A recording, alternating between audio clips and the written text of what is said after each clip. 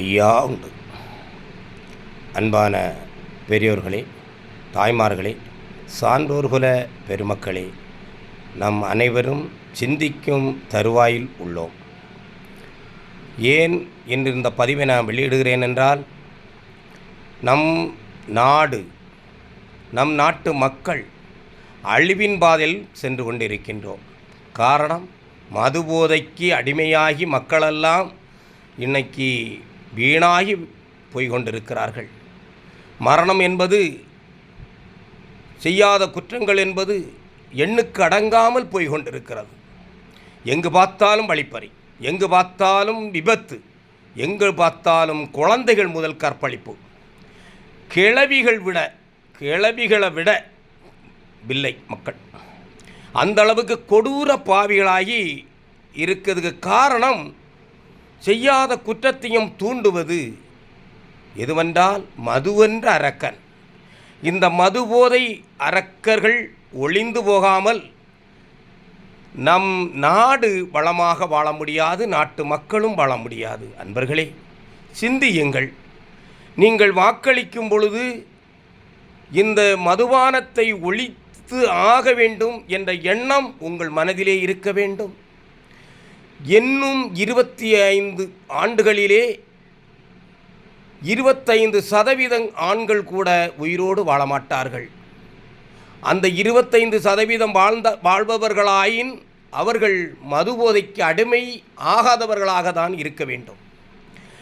இந்த மதுபோதை ஒளிந்துவிட்டால் விபத்துக்கள், கற்பழிப்பு, வழிப்பறி, கொலை, கொள்ளை இப்படிப்பட்ட பெரும் குற்றங்களிலிருந்து ஆண்களும் சரி பெண்களும் சரி விடுபட்டு வளமான வாழ்க்கையை மக்கள் வாழ முடியும். வரும் கால சந்ததிகளும் வாழ முடியும். இதை மனதார எண்ணுங்கள். உங்களுக்கு அரசு கொடுப்பது 1000, 2000 இப்படி உதவித்தொகைகளை லட்சக்கணக்கிலையும் கொடுப்பேன்னு இன்னைக்கு வாக்குறுதிகள் சொல்லுகிறார்கள். யாரிடம் இருந்து எடுத்து கொடுப்பார்கள்?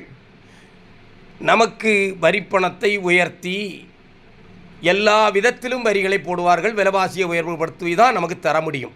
அவர்கள் வீட்டிலிருந்து யாரும் கொண்டு கொடுப்பதல்ல. அதை உணரணும். சற்று சிந்தியுங்கள்.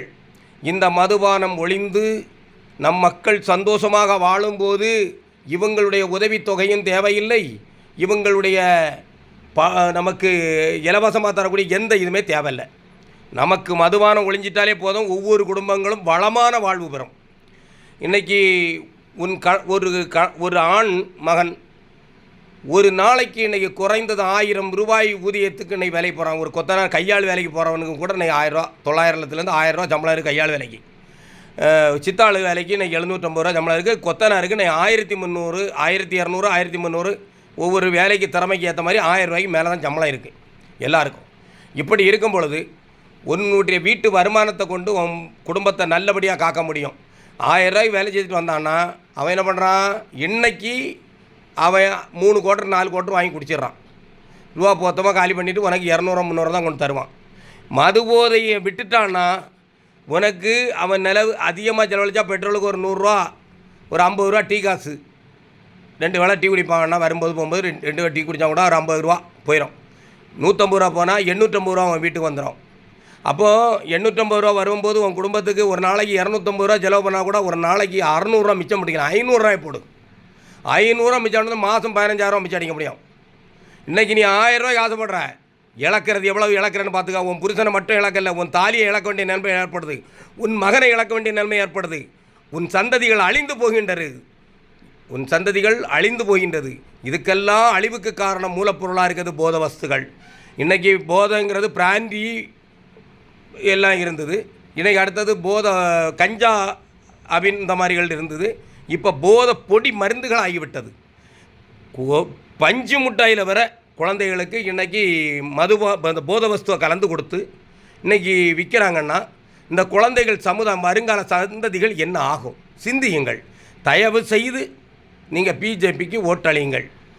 இனி இந்த எம்பி எலெக்ஷன்லேயும் ஓட்டு போடுங்க, எம்எல்ஏ எலெக்ஷன்லேயும் ஓட்டை போடுறங்க.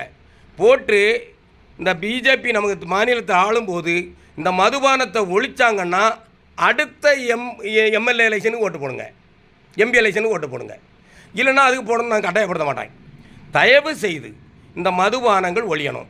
தயவு செய்து மதுபானம் ஒழிந்தால் தவிர அந்த தமிழகத்தை காக்க முடியாது, நம் நாட்டு மக்களை காக்க முடியாது. தயவு செய்து வருங்காலத்தில் நல்லபடியாக மக்களெல்லாம் வாழணும்னா இதை செய்யுங்க. மத போதகர்களே, மத போதகன்னு நான் சொல்லக்கூடிய தப்பு, நம்ம வழிமார்க்க போதகர்களே, குருக்களே, எல்லாருக்கும் கடவுள் ஒருவர் தான். யாரையும் இங்கேருந்து அழிக்கவும் முடியாது, யாரையும் விரட்டவும் முடியாது. நம் எல்லாம் ஒரு தாய் பிள்ளைகளாக பாவித்து ஒரு இறைமார்க்க வழிதான் உண்டு. பல வழிகள் நம்ம துவக்கி வைத்து நாம் வாழ்ந்து கொண்டிருக்கிறோம். எங்கோடி நம்ம எந்தெந்த மார்க்கத்தில் வழிபட்டாலும் கடவுள் ஒருவரை தான் நம்ம வழிபடுறோம். இந்த சிந்தனைகள் வேண்டும். ஒரு தேசத்தில் வாழ்கின்றோம். நம்ம வாழக்கூடிய தேசம் நல்லா இருந்தால் தான், நம்ம மக்கள் வாழ்ந்தால் தான் நல்லபடியாக நம்மளை வாழ முடியும். யாரையும் இங்கேருந்து விரட்ட முடியாது.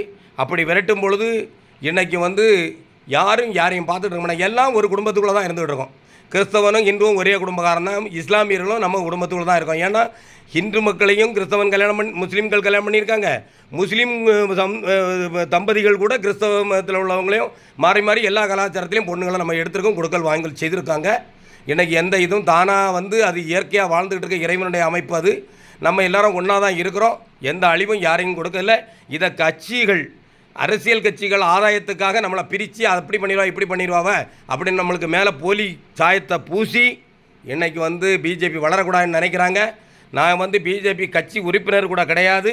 இந்த நாட்டுக்காகவும் நாட்டு மக்களுக்காகவும் இந்த தேசம் உலகத்துக்காகவும் உலக மக்கள் அனைவரும் ஒன்றா பாவித்து நம்ம நல்லபடியாக வாழணும்னா மது போதைகள் எல்லா தேசத்துலையும் ஒழிஞ்சு போகணும், போத வஸ்துக்கள் ஒழிஞ்சு போகணும்.